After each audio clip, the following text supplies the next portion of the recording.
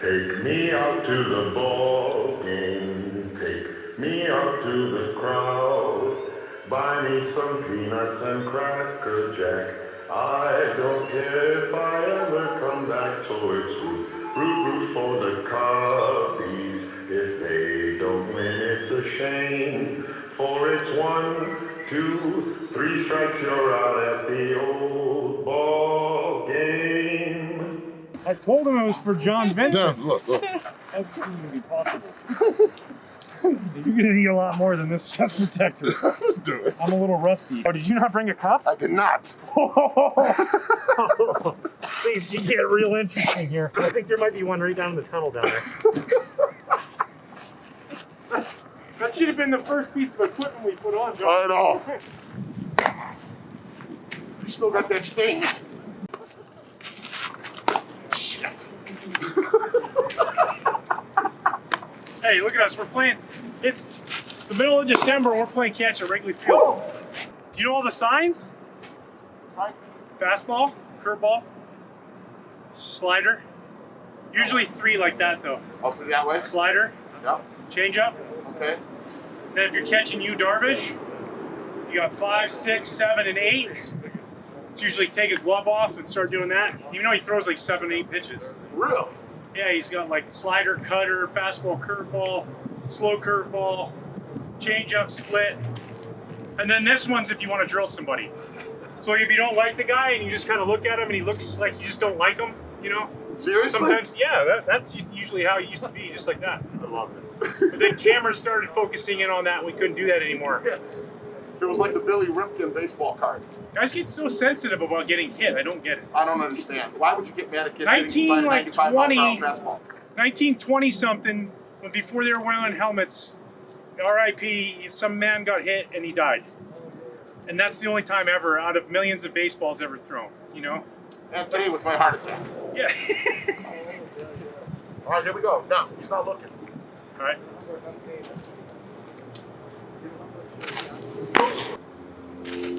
Boom!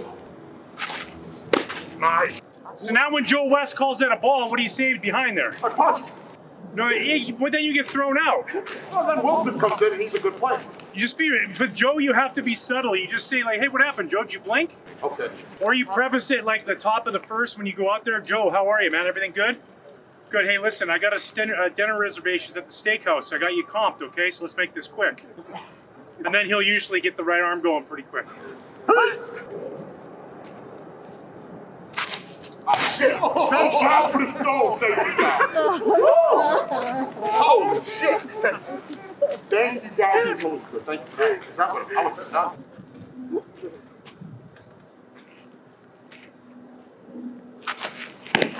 Yeah, Kind of? a little bit. Did we get that? Well, that's the one thing the Cubs got in trouble this year. I actually got a memo from the league that said, hey, you're cheering a little too much. Because you can hear all the chatter.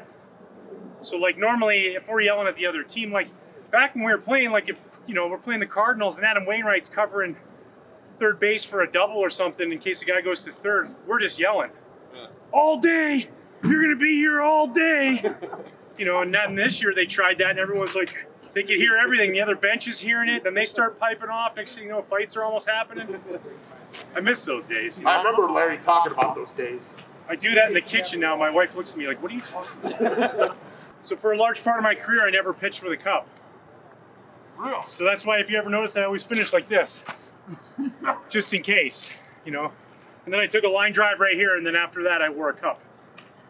That was enough. I wanted to have children. I miss the old school wind-up, too. You know? Yeah, let me see that. Oh! Nope. Fuck! Why are you retired?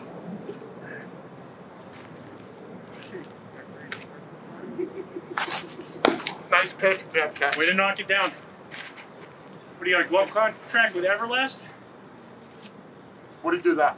To, you know, poke at somebody having a boxing glove on instead of an actual catcher's glove. That was another rag. That's what we'd say to catchers. Really? Yeah, what's that thing made out of? Teflon? So, Can you cook hash browns and eggs in that thing? Let's go. thoroughly impressed right now. Thoroughly impressed? Yes. I'm thoroughly impressed. How old are you now? 43. Would you ever? Yeah, probably passed me a little bit. Maybe like 3 years ago, I would say. How Yeah. about Nolan Ryan? When did he retire? 47.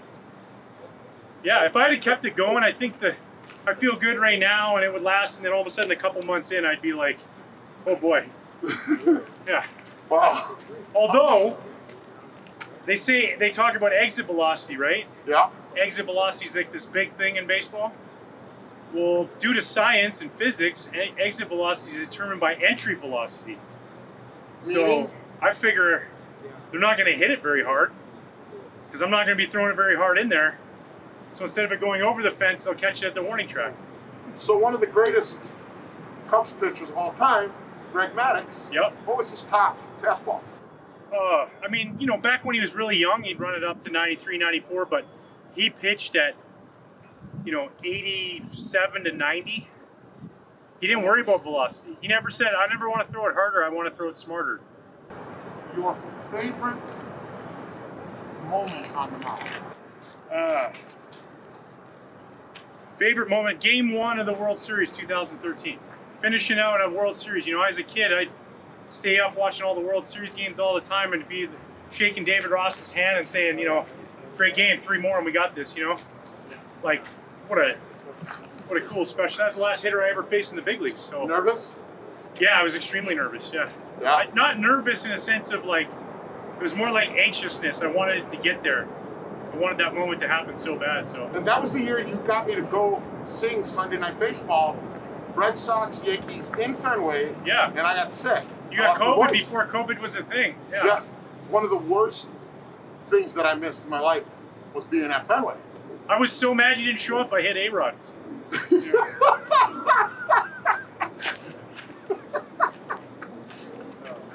Oh, shit. Okay. All right, one more right here. Here we go. 3-2, bases loaded. Fire. Huh? Fire. Here it comes.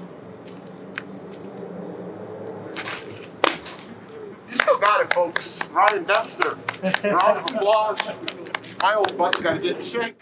So I'm here with my good friend, Ryan Dempster. I met him as a Cubs player and as a fan back in the day, and when I used to sing over at Ditka's. And then Larry Rothschild and you came in there, and then a couple of the other guys would come in there, and then Joe Rios, who is here today. Where did Joe go off to? Somewhere. Joe, and you guys brought me in to do the national anthem back in 2003, the year where you guys played the Marlins in the championship. What was the biggest game for you on this field first? Wow, on this field. The biggest game for me was 2008, Game 1 of the Division Series. Unfortunately, I gave up a grand slam, landed out in the left center field bleachers to James Loney. There was a foul tip on a 1-2 split that you would have caught for sure. But Soto couldn't hold on to it, just about caught it. Then I threw another one after that wasn't as good, and he hit the grand slam. But as far as like moments, just 08, we had such a good team. We dominated all year. It was going to be our year, and then we ran into a buzzsaw against the Dodgers. They played well. We didn't play well. But as far as like memories, it's interesting when you have games you think, oh, I remember the great ones, but I remember that game so well because it was a huge opportunity to start a playoff game at Wrigley. And then, just as good as our team was and the memories of that team, I'll always cherish 08 just because we were really special. Now, I know you as the times we've gone out, hung out. You've brought me on so many things, so many events that you've had, charity events, Cubs convention, you got your show on Marquee. You're one of those people that I think of and I smile. And these interviews I do, I like to be really real with myself, real about life. And that's what I think one of the biggest things in life right now, that if we can see what the biggest problem we have is not being real as people, and just accepting that we're human, we make mistakes, and it's okay. We're all like that. But there are people out there who, even when the toughest things come their way, you bump into them and they're in a good mood. And I have a few very good friends like that, and you're one of those guys. And do you wake up every morning saying, I'm going to be in a good mood, or do you wake up in a good mood? Because I had to work to that. Yeah, I usually go to sleep in a good mood, and that usually helps out. I grew up in a household that, you know, even at the toughest of times, you know, my parents were young. Like, they had 3 kids, you know, 5 and under. My dad was, you know, mom and dad. They're awesome, by the way. They're super great. great. I love them. You know, and they had me as teenagers. My dad was 20 years old. My mom was 17 years old.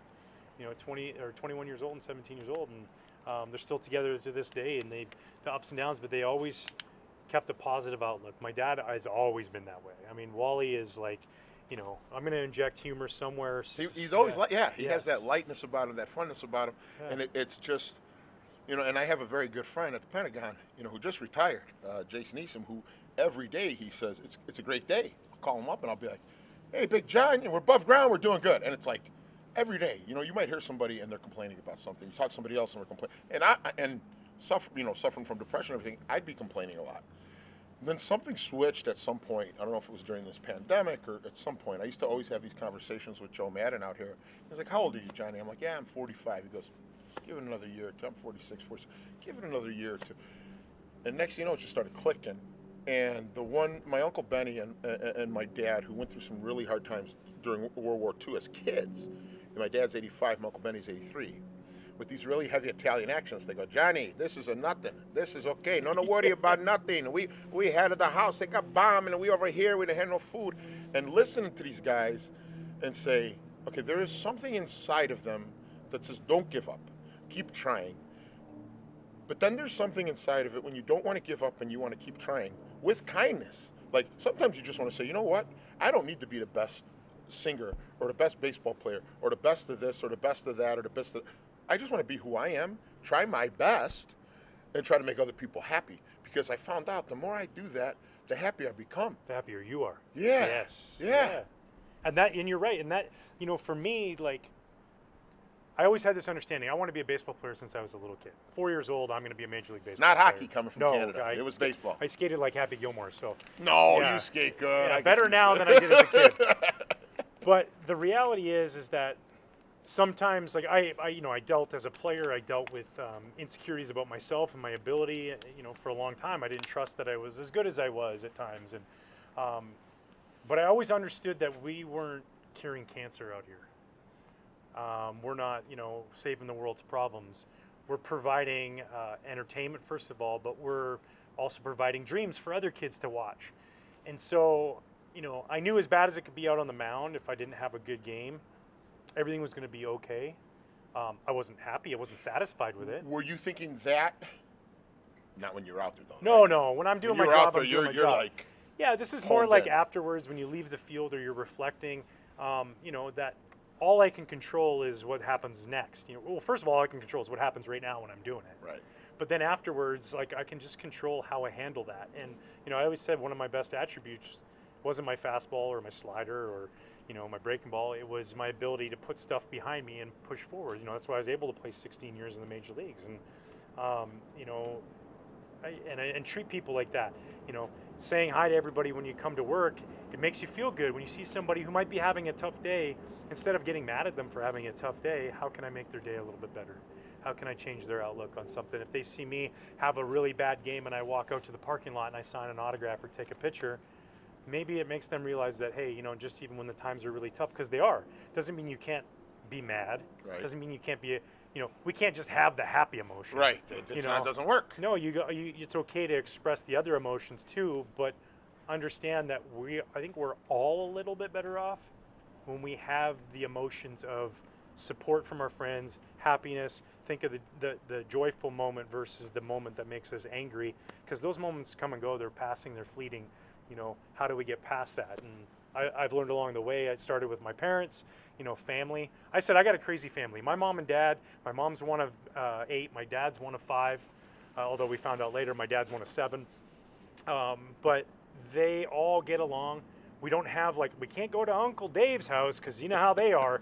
Nobody. We all just got along. We always had great family outings and great family time together, and I try to provide that for my kids and my friends and family. You know me, I'm always about having a good time. You are. And Yeah. the first time I met you at Ditka's,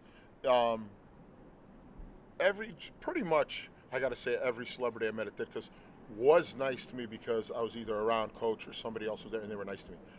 You were one of those guys Larry Rothschild, one of those guys, Ronnie Coomer, who I grew up with, and I used to cut Ronnie's grandparents' grass. Yeah. Like, he didn't know that. Like, he walked up to the table when he first signed with the Cubs, and I walked up to the table, and he's sitting there with Coach and Mrs. Ditka, and I go, I know you. And he's like, yeah, whatever. Like, I'm like, no, your grandmother makes the best upside-down pineapple cake in the world. And he goes, I'm like, yeah, when you used to walk in with your shiny A's jacket when you were in the minor leagues, and I'd be That begging Mizuno, you, like, pleather jacket. yeah, and I'd be like, I would be begging you to play catch with me, and you were like 18, 19 years old, and you're like, I just got, I'm coming to see my grandparents. And we were just like, we clicked because they lived next to my Auntie Carmela and my Auntie Josephine. Ron Coomer's parents, right on Nagel and 61st and Nagel on the south side, and you guys always like brought me right in. And Joe Rios, like, gave me that chance. The first time I sang out here in 2003, I was so nervous. The next time I felt that nervous was Game 6 of against the Dodgers in 2016, and I went up to Joe Madden, and I'm like, I mean, I'm so selfish in the moment. I'm like, listen, I know you got a game to win. I know you're trying to get to the World Series since 1945, but man, I'm really nervous about doing this anthem. And Joe's calming me down, and I'm like, but it was like you. And then even one night, I'm sitting at Ditka's. This was a few years ago, and who walks in? And it's David Russ. And David's like, Johnny, you know what? I always told you I'd stop by. I'm like, I got to do ESPN tomorrow. I just want to come by and say hey. And then he walked out, and I'm like, he just walked in and walked. I mean, he just came in and he didn't have a drink or anything. And there's those guys, you remember those things. Yeah. And sometimes people can have a bad day. I understand. We get that. And that can make a lasting impression, which is not fair, right? It's not fair. We're human. Like, you meet a celebrity, they have a bad day, and then all of a sudden you're like, oh, yeah, he's a jerk. But when you meet a celebrity, and again, that's not fair, but when you meet a celebrity and they genuinely, because I've seen it being around enough of you guys, how many people want to be around you guys? How many people just want to be there? Like, my girlfriend's brother's like, can I come here today? I'm like, she's like, he loves Dempster. He wants to meet Ryan. I'm like, he can meet him another time. I go, right now, we just want to get some stuff done, get it done. You know, it's not like, I don't want to push my boundaries with the Cubs. Mr. Ricketts, everybody's being so kind to let me here. But, like, people are clamoring, you're going to be with Dempster? It's like, how does that, because I'm not there yet, and I don't know if I'll ever be there. I don't know if I ever will be. You are, though, in No, Ryan. I mean, I can be realistic. To be somebody who has that spotlight, who has that demand, and then to have your personal life, where's that fine line to say, I got to be myself, but I also want to make sure I make people happy? You have to work at that because that's not easy. No, it isn't easy sometimes. You know, you can be out to dinner with your family or you're with your kids. You know, that's the interesting one to me. It's like, hey, can we get a picture? It's okay, your son can be in it. It's like, well, why want my son in a picture with you and I? Like, you know, you get those kind of times. But I've always felt like talent, whatever your talent ends up being, you're one of the most talented singers I've ever seen, and that draws people. He was paid to say that. But that draws people's attention, right? So that gets your attention or your admiration. I get your voice. The first time I heard you sing at Ditka's, I'm like, whoa, and then I admired it. And then when you actually meet the person, that's when you get somebody's heart. So, you know, if somebody, you can lose somebody's heart too. If you meet somebody and you admired what they did for a living, whatever that ends up being, an artist, an athlete, an activist, whatever it is, but then you get to them in person and they're not who you thought they were, then it's like, you know. And ever had that? We don't have to say names. You ever had that happen? Yeah, I had it happen with a very, very big name celebrity that I loved all his movies, can't get enough of them, and I met him, and it broke my heart. And I will never say who it is, but it broke my heart. And I'm like, I see a movie now, and I'm like, man, I remember when he just kind of like didn't even acknowledge me, and this was like, you know, I was like brokenhearted. I was like, I just wanted to say thank you for being so awesome. You always make me laugh. And the guy didn't give me the time of day. And that's what I'm saying. Like, there's people who, you go to dinner, and you can't just go to dinner and have a quiet meal. You can't just go to the grocery store and go shopping unless you're probably like, hey, okay, now throw this down. With pandemic and masks on, it's a lot easier. Yeah. But I mean, like, for you to go out and then people coming around you, especially then around game day here, you're out here, you're dressed up, everyone knows you. I know when I'm singing the anthem, people are yelling your name, they're screaming your name, Dime, turn around, this and that. And I know that has to just be tiring. It has to be tiring because you care and you're trying to make people happy. And sometimes it's like, how do you do that day in, day out? Because I've never, Ryan, and I'm not saying this, I would say it, I wouldn't bring it up. never once have I seen you come across as a jerk. And I'm not saying, I'm I again. could find a few people who might disagree with you. No. I mean, I every time we've hung out together, Yeah. we've gone places together. I'm talking about dealing with people in public. You've never denied anybody a nice greeting, an autograph. It was always kindness, and that's why you always stuck with me. That's why, one thing about Coach, he was always signing autographs, man, in the middle of dinner, signing autographs. I'm like, whoa, things like that. There's moments that happen in your life though that kind of steer you in that direction. Like, I'm 14 years old. I go to Vancouver Canadians game, AAA team for the White Sox.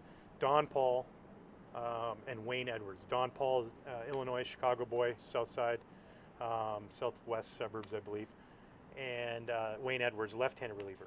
And here I had these dreams and aspirations of being a big league ball player. I go sit down in the bullpen and I just wear these guys out. I mean, every question you can ask. How much do you guys run? How much do you throw? When do you stop throwing? How many bullpens do you throw before the season starts? I mean, I'm asking them everything in the world. And they just were so gracious and so kind and so nice. They answered all my questions, and then just really politely they said, hey, it's getting to that point in the game where we got to start getting ready to pitch. So, Yeah. we're going to have to let you go, but, good luck. Yeah. And I just always remembered that. I always remembered the fact that, like, oh, if I have that opportunity, I'm going to do the same thing, And I don't like the way it feels when I have those moments where I'm not nice to somebody or I don't have time. Like, honestly, like you're running in from the dugout or from the field and you got to go in, you got to get something to eat, you got to go get changed, you got to come back out for the anthem, you got to be here for first But pitch. you still do that graciously. Sometimes you're just like, but You're I like, feel "Hey, bad, guys, like sorry." to say I don't have time, like, oh, I don't have time for an autograph. It seems silly, right? Right. But it's you're busy. Yeah. And- But and- you have a schedule and but I don't like that feeling. I'll sit in my locker and be like, I should have stopped. See, but that's the difference. should have stopped. You are thinking, okay, so if you And to finish that up, by the way, real Yeah. crazy story. So I'm 14 years old, Vancouver Canadians game, AAA, right? Yeah. This is how weird the world can be sometimes. Don Paul ends up being my teammate on the 1998 Marlins. That's awesome. Like, and I told him that story, and he goes, I remember that. He goes, Wayne and I talked about that for a while. He goes, you didn't stop asking us questions. And I just pay it forward. It's always about paying it forward, And we all make mistakes in life. We go through tough times in our life. We go through moments of, failure in our career, family life, whatever it is. Those are things we learn from. That's how we become better people. That's how we become better human beings, by growing in those opportunities to try and make adjustments and be better people. So yeah, I'm blessed to be around the people that I've been around, and I gravitate towards those people. That's why you and I get along so well. I'm like, that person's smiling all the time. That person's having fun. That person's singing at the concert. Hey, who are you? Let's dance. Like, that's just how I live life. So I gravitate towards that. And that's beautiful. And like when you said that, I know first of all you said, hey, Johnny, I always wanted to be a baseball player. Just said that a little while ago. So sitting there at the age of 14, I know those guys were like, this kid wants to learn, and they saw it in you. So they had the graciousness of doing that, but they saw the eagerness and the sincerity in you. It wasn't just like, I'm around a major league ball player. I'm like, I want to learn the game. I want to learn how. I really think you guys are good at what you do, so I want to learn from you. So that's kind of giving them a little bit of like, hey, man, that makes me feel good. You know what I mean? Yeah. And it's that give and take that, especially this day and age, which I think during this pandemic, the biggest thing we could do is kindness. Hey, I've screwed up more than I can imagine in my life. I've made mistakes. So many times, and just hated myself for so long that I had to grow out of that and say, John, if you are not happy with yourself, you have to find a way to become happy with yourself, because then you will find find a way to be happy in life. And I'm never unapologetic, or I'm never ashamed to say I talk to a psychiatrist. Yeah. And I think everybody should do that if they're hurting and they feel the need to. It's never something, you have something with your liver, you have a heart problem, you have kidney problems, you go to a doctor, people talk about it, they talk about diabetes, they talk about this, they talk about that. Nobody wants to say anything about mental health. And they don't want to say, and that's what I think one of the biggest reasons we're all like this. How about take it even farther than that? We go to the doctor for our liver or our kidneys or our heart or whatever it is because something's wrong, right? We go to the gym. People go to the gym, right? They hit their Orange Theory class up. They go to their CrossFit. They run marathons. Why? For their body, right? For their muscles. They want to go get a lift on to make their muscles look good and feel strong. Your brain is one of the, if not, I mean, we could argue, aside from your heart, probably the most important organ in your body. Yes. You know, why don't we take care of our brain the way we do our body? If we pumped as much, it would be easier to I always actually thought the gallbladder was the most important. Yeah. No, I'm kidding. That appendix, I don't That even know. appendix If I is could not just have it cut I'll tell out, you why what, is it why is even that there? even here? Yeah. Like I can risk it burst at a restaurant while I'm enjoying a nice meal with some people. So the brain. But like the brain, so like you're right, like, you know, baseball, athletes, right? We deal with so much mentally. You know, the old saying, Yogi Berra, 90% of the game is 50% mental. You know, I don't really know how he came up with the numbers. But I love his. Oh God, rest his soul, Yogi. It's so true. Is like everybody who plays a sport that signs up on the dotted line has talent, and that talent gap isn't very much better. No, it's like not. the guy who signs out of the 30th round or the first round, they're both very talented, and that guy in the 30th round could catch this guy here through the power of your brain and being able to do that. And so what do teams do? We hire mental skills coaches and this guy to deal with mental skills, and we got him at the minor league level and all this stuff. So why don't we use that on a personal level too? Because managing a personal level is actually almost harder than managing that. Because I've been doing that since I was a kid. I've been playing baseball since I was a kid. I know what I'm doing out there, you know.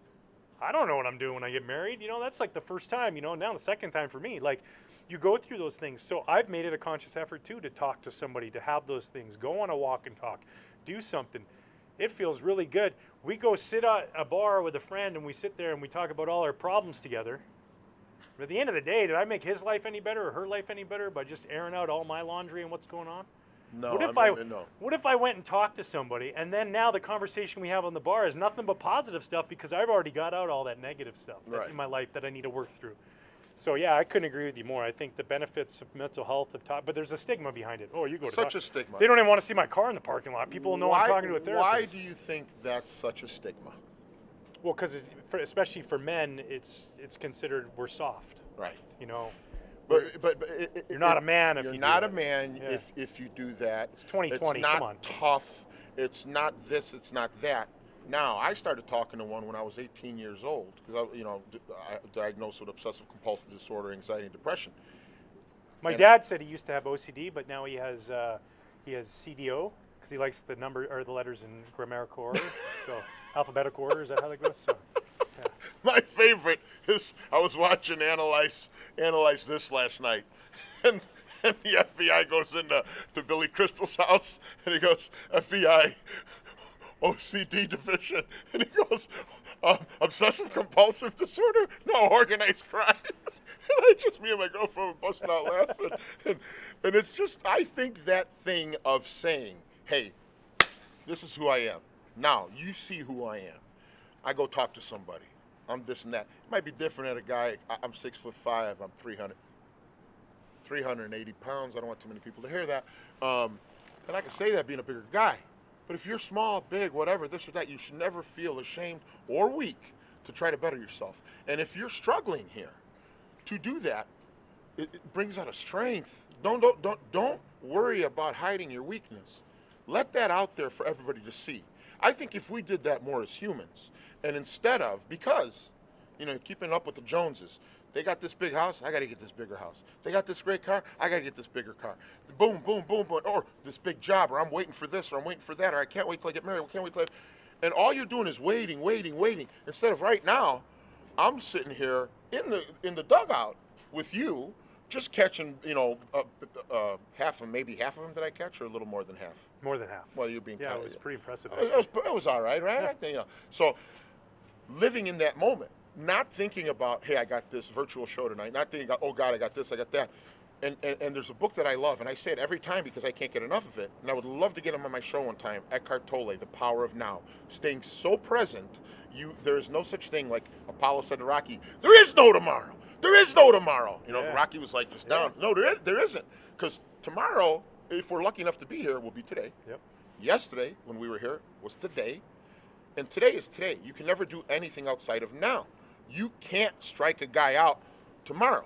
You can only strike him out when you're on that mound. This you can pitch only do right here. that, right there. That was the Even biggest better, struggle that I had in my pitch. career was the focus of this pitch right now. You know, the saying that the best present you can give somebody is your presence. Yes. Your true presence. You Paying know? attention, listening, Paying attention. right? Looking at, Yeah. hearing something. And we're all guilty of it, you know. Oh, I my sit there and God. have my coffee with my wife, and I'm, you know, scrolling the gram, or I'm checking emails. Meanwhile, we're right there sitting there having a coffee together, and my kids ask me a question, and you know, I'm on the phone with somebody. True presence is really the best gift you can give anybody. Person you hated to pitch against the most? Fred McGriff, Really? crime dog. I've I told heard him that about too. Griff. I've heard that about him. He just owned me. It was like close to 500. And there's guys with like better numbers, you know, like Barry Bonds, 6 for 10, but I kept him in the park. You know, Luis Gonzalez. That's impressive. Yes. That's impressive. Yeah. Funny story about that. San Francisco, facing Barry Bonds. So I'm getting ready to go out to the bottom of the first inning, and Barry's hitting homers off everybody, you know.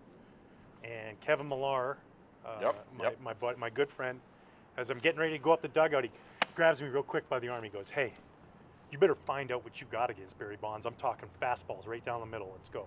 Find out." And I'm like, okay. I watch SportsCenter. I know I'm going to lose this situation, but I'm like, all right, okay, so let's go. So I get the first two guys out, and here comes Barry, and I throw first pitch like 94 right down the middle.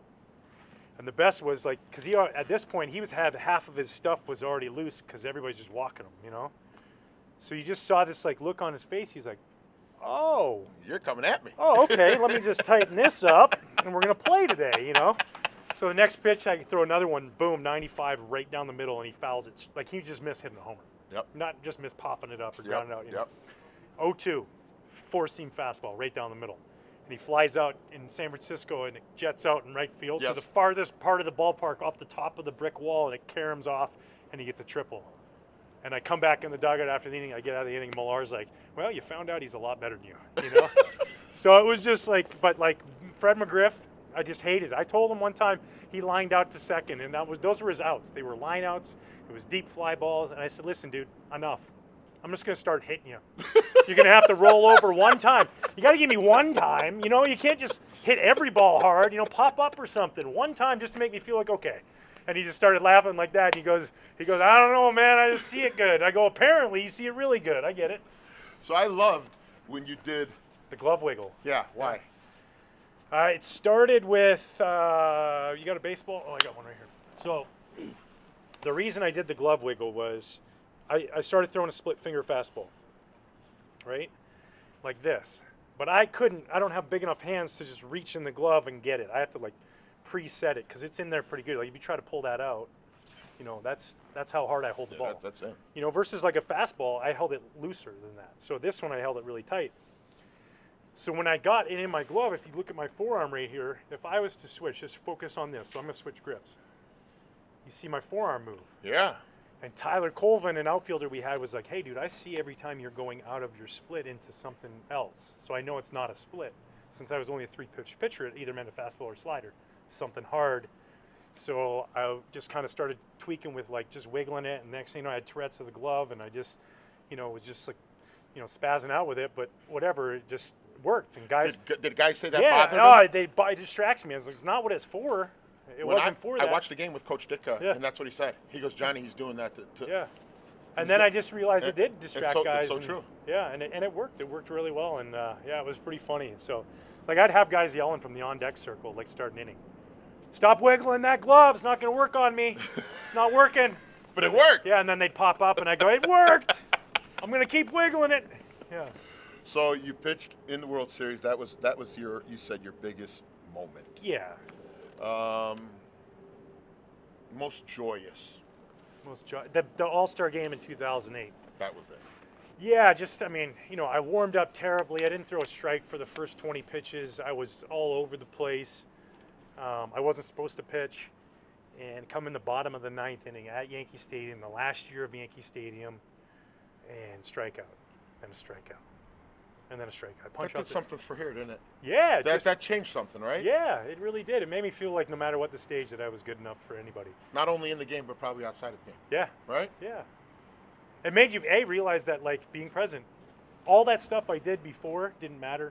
Whatever was going to happen next didn't matter. In that moment, that's all that mattered. I remember walking off the field and coming to the dugout, and Kerry Wood and Brian McCann were, like, looking at me, like, because both of them knew I wasn't supposed to pitch, and they're just got these eyes looking at me as I'm coming in, and I just looked at them, I go, That was easy. Like three All-Stars, the MVP of the All-Star game, and just cruise through it. So you never know in that moment. Just be in the moment, and good things can happen. So I know, umpires are a big part of baseball. Those judgment calls and everything. I know we have instant replay now and everything. But a lot of times I'm sure things happen that you weren't too happy with. Can you remember one specifically that really, sticks out? Yeah, well, yeah. See, the umpires have always been bad. And it's not a knock on them. It's just the fact that they're humans. They're trying to decide a pitch 60 feet 6 inches away in 0.3 seconds. They can't blink. If they blink, they miss it. Why don't they just do the naked gun Leslie Nielsen and call just everything a strike? Everything. If you did that, think about it. You want pace of play to pick up? Who was the batter in that? Oh, They were man. playing the Mariners. It Yeah. was Joe's got it. Joe? Was it Ken Griffey? No, it wasn't Ken Griffey Jr. Nope. Alvin Davis? Reggie Jackson? No, he was Reggie with the Jackson Angels. was with the Angels, He was the and he outfielder. was the one who was brainwashed to go after the Queen. Harold Reynolds? The batter was an old Cub, Jay Johnstone. Oh, that's right. Remember Jay looking He at did it? some acting. Remember too, I think Jay? He was did. like, yeah. But the thing about it Strike. is they've always had this air about them that they're not correct all the time, right? Like we're so in awe, oh man, these umpires are terrible. Well, it's not that they're terrible. They're just it's law of averages that they're just going to miss calls. That's hard. They're going to blink when a pitch comes in. They're going to think. Now, think about it. If I'm a pitcher and I throw a pitch right here, and then I throw the next pitch right here, and then I throw the next pitch right here. Now I've moved the ball this far outside, but to the umpire, it looks the same. It would to me. It looks the same to the catcher, and it probably looks the same to the hitter. But now we have cameras, right, that we can all go run back and see. And we got some box on TV that's the same size for Jose Altuve it is for Aaron Judge. You could fit Jose Altuve into Aaron Judge's strike zone. So how come you put the same box up there? So now umpires. But I do have issues with certain umpires. You said they're a big part of the game, especially games that Joe West is umpiring, because Joe wants to let everybody know that he's there. The worst time is not when Joe's behind home plate. Joe's great when he's behind home plate. Look at it statistically, man. The guy, it's when Joe's umping second that you worry, because Joe's going to be like, wait, nobody knows I'm here right now. Let me do something like yell at the guys about the lights not being on, or I'm going to kick somebody out of the ballpark. Then you got Angel Hernandez who tossed Coach out of the game. What Chicago Bear got thrown out of the game? Oh, Steve McMichael. Steve McMichael out of the game by Angel Hernandez. Now we're being too sensitive. Why are you the end-all, be-all? I can't say anything about how bad you are right now, but you can just throw me out of the game. So anyways. He came to Ditka saying I got thrown out of the game, big shot. I'm like, what? But my favorite Joe West story, and this is why I actually have kind of a soft spot for Joe. Everybody gives him a hard time. I know my good friend Kerry Wood can't stand him. Wait, is that okay to say? Yeah. But so there's a great moment, right? So I was always somebody who prided myself on being out there quickly. I wanted the game. I wasn't here to make this spectacle longer than it had to be. As soon as the inning's over, I was out on the mound ready to go. Half the time I'm waiting for my catcher to get his catcher's gear on, or whoever made the last out to you're always a fast get pitcher. his boohoo. Yeah, I don't want your boohoo tears. Get your glove and go out and play defense. Yeah. That's your job. So I was on second base. Base hit or fly out. I'm rounding second, around a third, come to home plate, come in. I don't even come in the dugout. I said to Ted Lilly, give me my glove, give me my hat. I get my glove and my hat, and I go out to the mound. I get 3 pitches in, and Joe goes 2 more. I know I get 8 warm-up pitches, and I snapped. I was like, 2 more? I get 8 warm-up pitches. These guys aren't even out on the field yet. I start yelling at him, and he goes, geez, don't get your panties in a bunch. Take 10 more. I don't care. And he just kind of winked at me, and I was like, oh, okay, cool. I like you, Joe. And later on in the inning, it was borderline. I think it was a strike. But he gave it the old, yeah, for a ring up a strike 3. And I was like, you know what? Me and you, we're right here now. We're connected. We're good. Yeah, we're good. So, yeah, umpires are funny, They're just umpires. We just never heard about the umpire having a bad call in San Francisco on a Tuesday night, because by the time that San Francisco Chronicle got to New York, it was a week old. We didn't even know who the umpire was. Now we got it all on social media. We're all experts on our couch with the box. Take the box off, and let's just start swinging the bats. And like you said, Enrico Palazzo back there, just Enrico Palazzo. So, I'm just going to break one last thing down.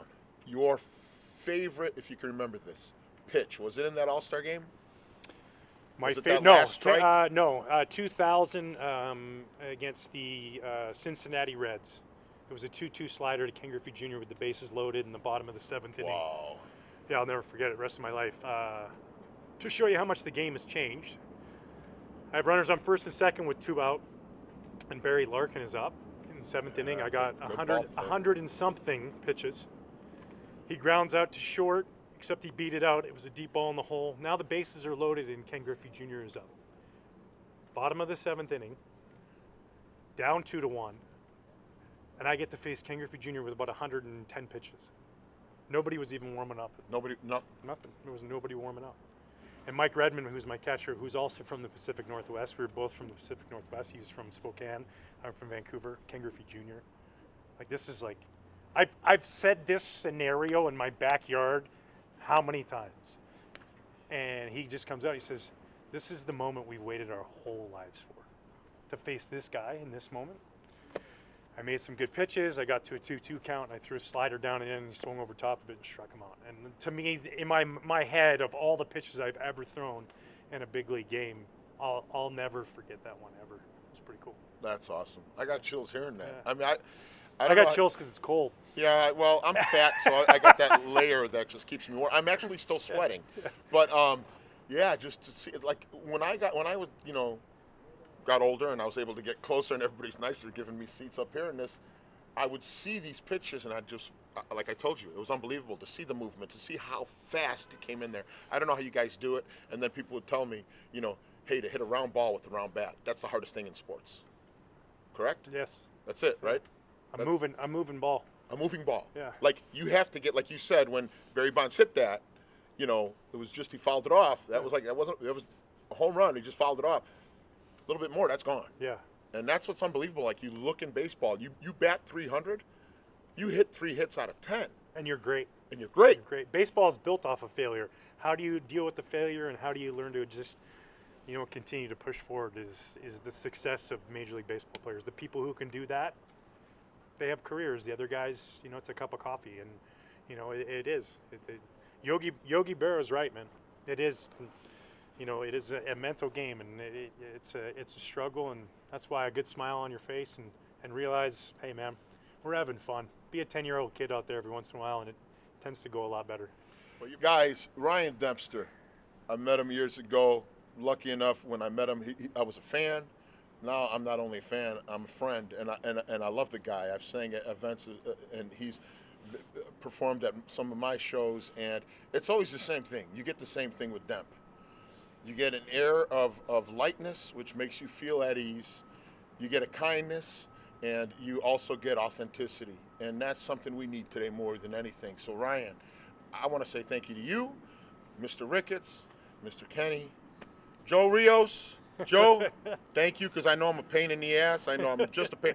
So many times I'm bothering poor Joe. I'm like, Joe, can I bring this guy down in the field? He's like, Johnny, Jesus, wait a minute, hold on. Joe, just one. I swear to God, Johnny said like two. Like there's 5 guys in big gyms. Like, Johnny, wait a minute, and I'm just like, yeah, why not? Thank you. I love you. I love you too, brother. I love you, my brother.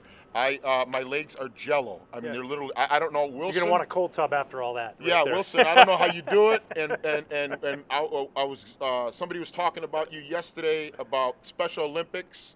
One of the people in Special Olympics, ambassador for the global ambassador. They were the gentleman who I did a podcast with yesterday. Loves him and says, please tell Ryan I said hello, because you also did a podcast with him. His name is Daniel. Yep. And he said, tell Ryan I said hello, and tell Wilson. So, Ryan, I love you. I thank you. And you're just a good person. We need more of you in this world, man. Yeah, same with you, man. Yeah, you're making the world a better place. I want to give you a big hug and kiss, every day. but I know, social distance. Social distance. Guys, this is the John Vincent Show. This is the great Ryan Dempster. And we are in the greatest stadium, in my opinion, in the world. Wrigley Field, Chicago, which we will be back stronger than ever in 2021. Go Cubs.